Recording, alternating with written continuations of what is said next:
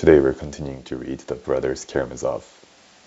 He reflected that he would not find Ivan, who was so intimate a friend, with her, for Ivan was certainly now with his father. Dmitri he was even more certain not to find there, and he had a foreboding of the reason. And so his conversation would be with her alone. He had a great longing to run and see his brother Dmitri before that fateful interview. Without showing him the letter, he could talk to him about it. But Dmitri lived a long way off, and he was sure to be away from home too. Standing still for a minute, he reached a final decision, crossing himself with a rapid and accustomed gesture, and at once smiling, he turned resolutely in the direction of his terrible lady. He knew her house. If he went by the high street and then across the marketplace, it was a long way round. Though our town is small, it is scattered, and the houses are far apart. And meanwhile his father was expecting him, and perhaps had not yet forgotten his command. He might be unreasonable, and so he had to make haste to get there and back. So he decided to take a shortcut by the back way, for he knew every inch of the ground. This meant skirting fences, climbing over hurdles, and crossing other people's backyards, where everyone he met knew him and greeted him. In this way he could reach the high street in half the time. He had to pass the garden adjoining his father's and belonging to a little tumble-down house with 4 windows. The owner of this house, as Alyosha knew, was a bedridden old woman, living with her daughter, who had been a genteel maidservant in generals' families in Petersburg. Now she had been at home a year looking after her sick mother.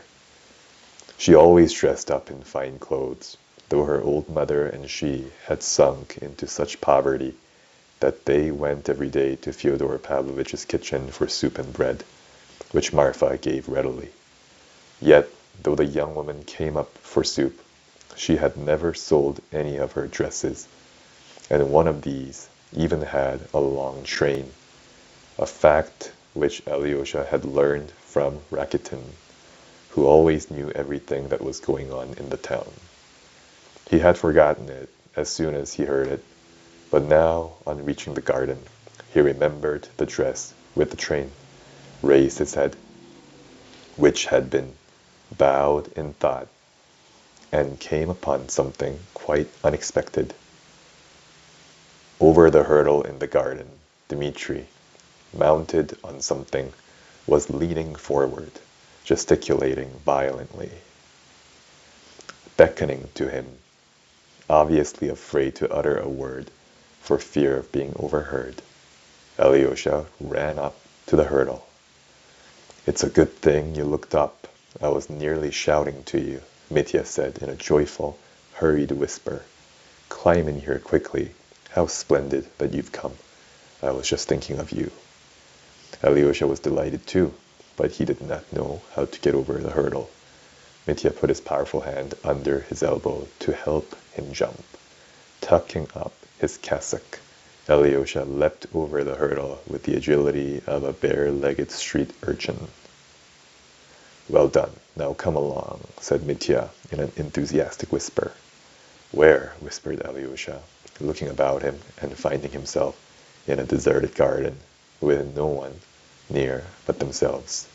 The garden was small, but the house was at least 50 paces away. "There's no one here. Why do you whisper?" asked Alyosha. "Why do I whisper? Deuce take it," cried Dmitri at the top of his voice. "You see what silly tricks nature plays one. I am here in secret and on the watch. I'll explain later on, but knowing it's a secret, I began whispering like a fool, when there's no need. Let us go over there. Till then be quiet. I want to kiss you. Glory to God in the world. Glory to God in me." "I was just repeating that," sitting here before you came. And that's the end of the reading for today. Have a good day.